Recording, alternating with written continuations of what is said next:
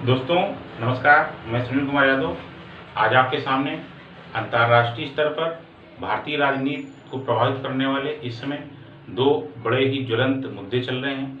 इसमें नंबर एक जो है वो लद्दाख का, जिसमें चीन और भारत की सेनाएं सीमाओं पर डट गईं, और दूसरा नेपाल ने क्या किया। नेपाल ने अपने नक्शे में जो भी संसद में पास किया उसमें कुछ भारतीय भूभाग को दिखाया है। दोस्तों ये विवाद जो है सिर्फ इसी वजह से है कि नेपाल की संसद ने भारत के कुछ क्षेत्रों को अपने क्षेत्रों में दिखा दिया, जो कि वो भारतीय राज्य के हिस्से हैं, भारतीय हमारे देश के हिस्से हैं, उनको उसने उसमें दिखाया। ये विवाद की हम पृष्ठभूमि में चलते हैं कि ये विवाद कैसे है, क्या है, आपको आइए समझाते हैं। नेपाल हमारे देश के उत्तर में स्थित है और ये चीन और भारत दोनों के मध्य में ये एक बफर स्टेट है। दोस्तों बफर स्टेट किसे कहते हैं, इसको आप समझ लीजिए। दो बड़े देश होते हैं, उनके बीच में यदि कोई छोटा देश स्थित होता है उसको हम बफर स्टेट कहते हैं। जैसे ये नेपाल भारत के इधर चीन से है और इधर ये भारत से, तो चीन और भारत के बीच में स्थित होने के कारण ये बफर स्टेट कहलाता है। दूसरा क्या है कि जैसे ये भूटान है, ये जो भूटान है, भूटान भी बफर स्टेट है, चीन और भारत के बीच में स्थित है, इसको ये भी बफर स्टेट है। अब आपको इसकी पृष्ठभूमि में ले चलते हैं। नेपाल भारत जो देश है वो कभी भी किसी भी देश का गुलाम नहीं हुआ। भारत में जब मुगलों का शासन खत्म हुआ तो नेपाल जो था उसने अपनी सीमाओं का विस्तार करना शुरू किया। इसके चक्कर में नेपाल ने सबसे पहले भारत ये तराई जो क्षेत्र है, इस तराई क्षेत्र पर उसने अपना अधिकार जमाना शुरू किया। तराई अवध का क्षेत्र, इस पर उसने अपना अधिकार कर लिया। इसके बाद उसने सिक्किम का वह भाग, सिक्किम को अपने अंदर अधिकार में कर लिया, और इधर कुमायूं के आसपास का ये यहाँ तक का इलाका कर लिया। अब इसकी जो नेपाल की जो सीमा थी वो यहाँ सतलज से शुरू होती थी, सतलज नदी से, और इधर तीस्ता नदी तक इसकी सीमाएं होती थी। उस समय हमारे देश में जो शासन था वो अंग्रेजों का शासन था।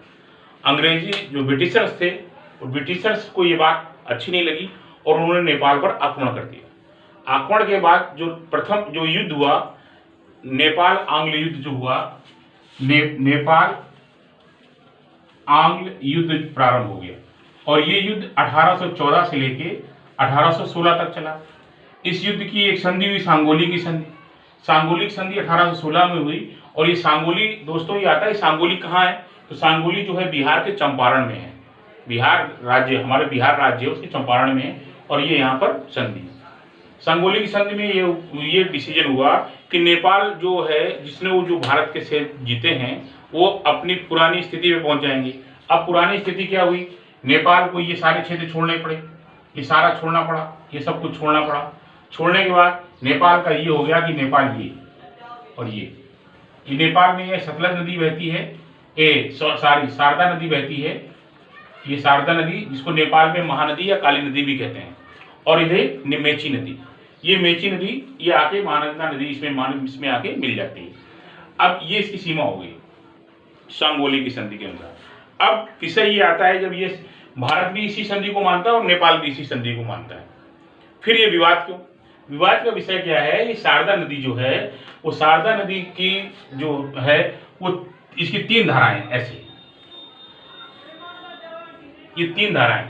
अब हमारे देश के लोग, हम भारतीय लोग, चूंकि जब हम मानसरोवर की कभी यात्रा करते थे तो हम भारत के लोग यहाँ से ये जो दर्रा है जोजिला दर्रा से जाते थे काठमांडू के लिए, कैलाश मानसरोवर के लिए। अब भारत सरकार ने क्या किया, ये एक लेक दर्रा है, यहाँ से भेजना शुरू कर दिया। अब आप ये देख रहे हैं, यहाँ से जाने खर्चा और यहाँ से जाने खर्चे में बहुत जमीन आसमान का अंतर है। तो भारत सरकार ने क्या किया, यहाँ जो है, यहाँ लिपलेक से अपना काम शुरू कर दिया। लिपलेक दर्रा, यहाँ से ये जगह काला पानी है, काला पानी से लिपलेक तक की दूरी 80 किलोमीटर है।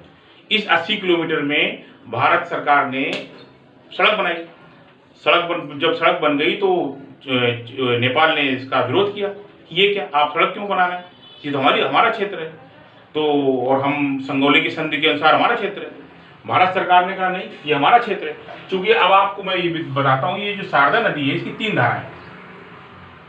एक धारा है वो लिम्पिथ्यूरा के नाम से जानी जाती है, दूसरी काला पानी के नाम से जाती है और तीसरी लिपलेख।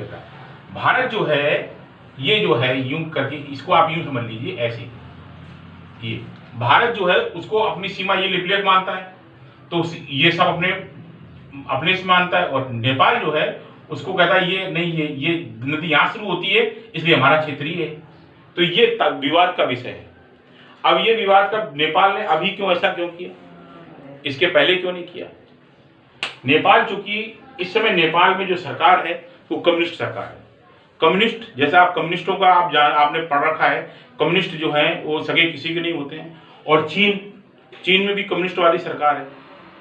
तो इस समय जो यहाँ के मुख्यमंत्री प्रधानमंत्री हैं ओली शर्मा साहब, उन्होंने वो चीन की तरफ देख रहे हैं। चीन की एक थ्योरी है, चीन जो आज जो पावर शक्ति बना हुआ वो हर देश को धन देता है, पैसा देता है कि पैसा लीजिए, ये पैसा लीजिए, ये लीजिए, कि वो कर्ज में सबको डुबोना चाहता है। और जब पैसा मांगता है तब उनके पास पैसा नहीं होता है, तो जाहिर सी बात है कि वो कहता है आप हमारी बात मानिए। तो चीन के दबाव में आकर उसने ये काम किया, ये इस विषय का विवाद बनाया। आपने देखा होगा चीन ने पाकिस्तान को खूब धन दे रखा है और वहाँ से वो अपनी पेट्रोल लाइन डाल रहा है, ग्वादर पोर्ट तक लेके जा रहा है। क्यों? वो अपना अफ्रीका कंट्री के बहुत सारे देशों को उसने कर्ज दे रखा है, कोई उसके खिलाफ नहीं बोलता है। तो ये ताज़ा विवाद यही है कि जो ये शारदा नदी है और ये लिम्पिथ्यूरा जो जगह है और ये लिपलेख के बीच का जो एरिया है, ये विवाद का विषय है। भारत इसको लिपलेख तक मानता है और नेपाल जो है इसको लिम्पिथ्यूरा तक मानता है। ये विवाद का विषय है दोस्तों। गोरखा हमारा, चूंकि हम चाहते हैं कि हमारे पड़ोसियों के साथ हमारे संबंध अच्छे रहें, हम चाहते हैं सबके, चूंकि पड़ोसी ही हमारे काम आता है।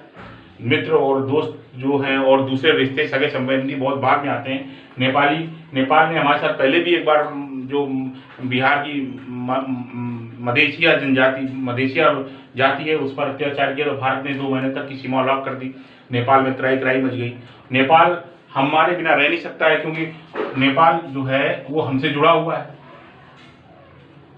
इधर आप देख रहे हैं बड़े बड़े खूब ऊंचे पहाड़ हैं, हिमालय पर्वत श्रृंखला, तो वहां से कुछ हो ही नहीं सकता है। जो भी इस पर व्यापार होगा, जो भी कुछ होगा वो इंडिया से ही होगा। लेकिन फिर भी नेपाल जो है वो कम्युनिस्ट होने के कारण, कम्युनिस्ट सरकार होने के कारण वो चीन के साथ जा रही है और चीन को अपना सब कुछ मानती है। जबकि हम अगर चाहें तो नेपाल को बर्बाद कर सकते हैं, सब कुछ बंद कर सकते हैं।